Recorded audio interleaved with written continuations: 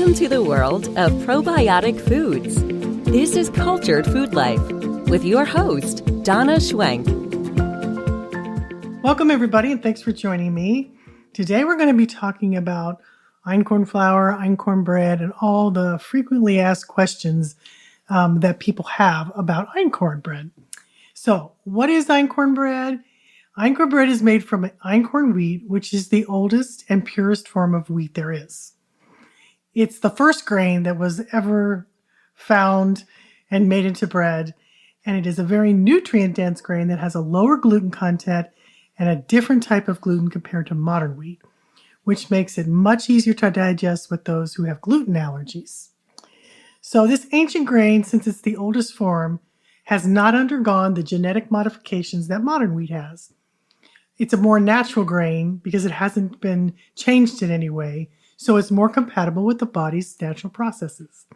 Because einkorn is so less processed and contains fewer harmful additives, it helps reduce inflammation in the body, and some people with food sensitivities or gluten allergies report feeling so much better when they switch to einkorn from modern wheat, and they don't seem to have the problems with it. It also supports your gut health in a very powerful way.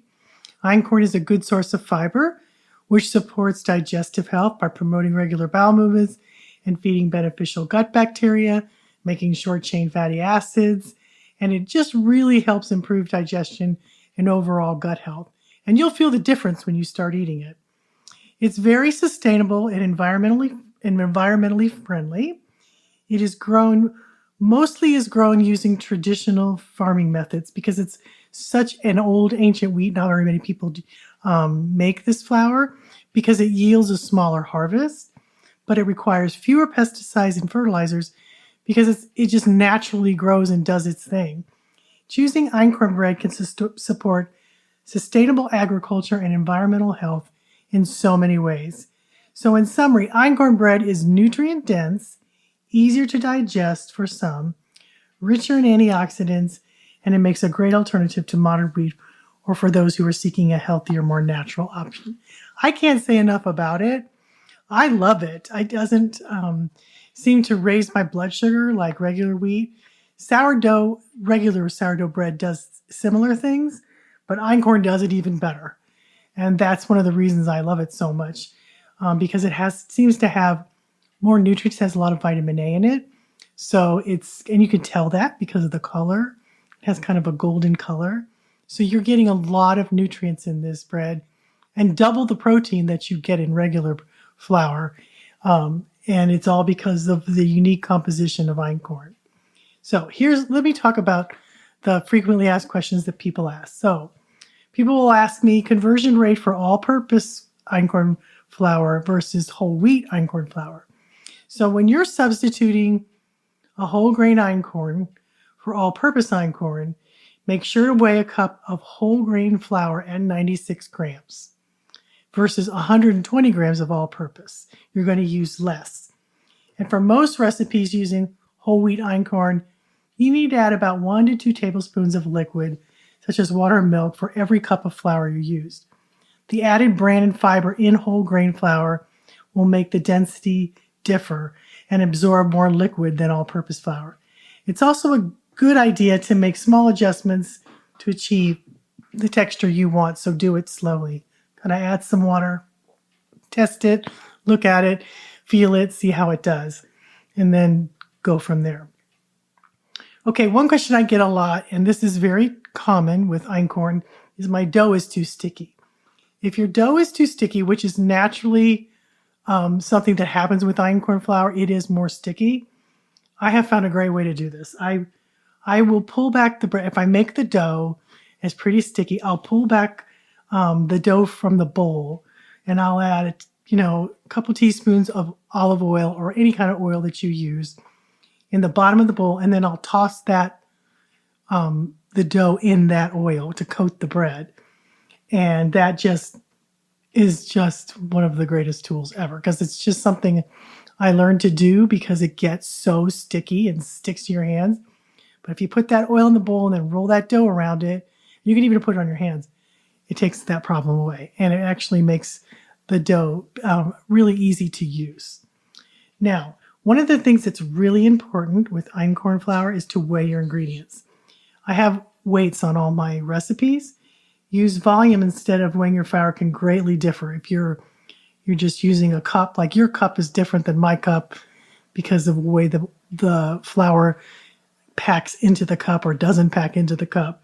So I always recommend that you weigh it because it can vary a lot, like 24 grams per cup, which is a lot, which is going to affect your bread. So depending on how you scoop it out. So this can make your dough watery or overly dry. So most recipes call for 120 grams per cup of corn flour or 96 grams per cup of whole wheat flour. But always measure it with a scale to be sure because it will really save you a lot of headaches with your bread. Okay, here's another question I get. Why is my bread dense? So einkorn flour has a different type of gluten than regular wheat, which helps with gluten allergies. So it needs more hydration than regular wheat, which helps to give you a lighter and better rise. So when you're mixing your dough, aim for it to be a little bit on the sticky side rather than too dry because that's going to make it dense. You can add a little oil to it to roll the dough around, and it also helps with rising and from being super hard to handle. So one of the most important things to make sure is when you're making your bread, if you're using the einkorn sourdough starter, make sure it's very active and bubbly, has bubbles all over the top and a few on the side. Otherwise, your bread won't rise properly if your sourdough starter isn't bubbly. Now, so don't use too much flour. You want it just a little bit sticky. So somebody else has asked me this question. My einkorn products didn't rise as much as I expected. Now, einkorn flour products don't rise as much as regular flour, but they get pretty close to it. The starter in the bread doesn't always rise into double, as most modern wheat recipes call for. Now, like my overnight einkorn recipe does rise at even double very well. But if some of them don't rise, you have to understand einkorn does rise a lot in the oven when it's baking. So even if it's not doubling completely in the pan, I actually don't let mine double too much because it rises so much more in the oven. So if you're baking your bread and you use a Dutch oven, that steam in that Dutch oven, because it has a lid, is going to really rise your bread. And it's going to make it actually rise more than regular bread. So that's a tip. It doesn't always rise as much in the pan. It does, and it can double, but if it doesn't, remember, it is going to rise quite a bit in the oven. So if you don't have a Dutch oven to steam your bread, I have found you can use a regular loaf pan. So what you do is you put your dough in your regular loaf pan, let it rise to whatever the recipe says, and then take another loaf pan and put it on top and put that in the oven, and it will steam the bread just like the Dutch oven, and it just makes it beautiful. Oh, I love it to do this. I did this all summer long. It was really fun because sometimes I like making sandwich loaves, which I have a lot of recipes for. I like doing that. And so when you have a loaf pan and then you put another loaf pan, identical size, on top of it, it rises and steams the bread. Beautiful. So now, some people ask me, is einkorn gluten-free? So no, einkorn bread is not gluten-free, but it does contain a different type of gluten. Einkorn has some really unique properties that make it better for those with allergies to wheat. Modern wheat has been crossed with two different kinds of goat grasses. Goat grasses contain the D genome, which is the source of almost all gluten intolerance problems. Einkorn does not contain the troublesome D genome, but only the A genome, and most testing for gluten intolerance is based on the D genome. And while einkorn does contain gluten, it's a completely different type of gluten and allows for easier digestion and nutrient absorption. I just got another email today and somebody said, I really like this einkorn flour because not only can I have this baked into regular sourdough bread, but I can even have it, and I have a lot of recipes for this too, by the way, when it doesn't contain the starter. You can just use it in muffins and cookies and waffles and things where you don't have the sourdough starter and you don't have to activate it because it doesn't have the same gluten content, but it also has phytic acid in it, which causes all kinds of problems in absorption. And it also has more ability to be nutrient absorbed based on just the wheat itself, it gets absorbed much easier than regular wheat. So it's got like 3 different differences in it. And I bake all my muffins and cookies and everything with einkorn flour because most of the time with regular wheat, I have to make sure I've used a starter to break down all the phytic acid and all the things that can kind of wreak havoc in your gut and allow for non-nutrient absorption, whereas einkorn doesn't do that. And she told me that today, that she does so well on it. She's so surprised. So, and I get that all the time. Next one, can I substitute einkorn flour for regular flour in bread recipes? Yes, you can. I do this a lot, but you need to make a few adjustments because einkorn absorbs less water than modern wheat. So you need to reduce the amount of liquid in small amounts in the recipe, like a few tablespoons or a tablespoon. Additionally, einkorn doughs tend to be stickier and require less kneading. So start with recipes that are specifically designed for einkorn, and then start by adding a few spoonfuls less of the liquid and adjust from there. It may be fine just the way it is, but you can always start out adding less, like 2 tablespoons less, and see how you do. How long does einkorn bread last?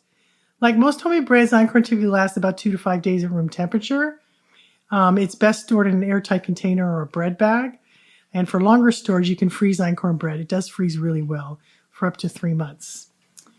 Is einkorn bread healthier than modern wheat bread?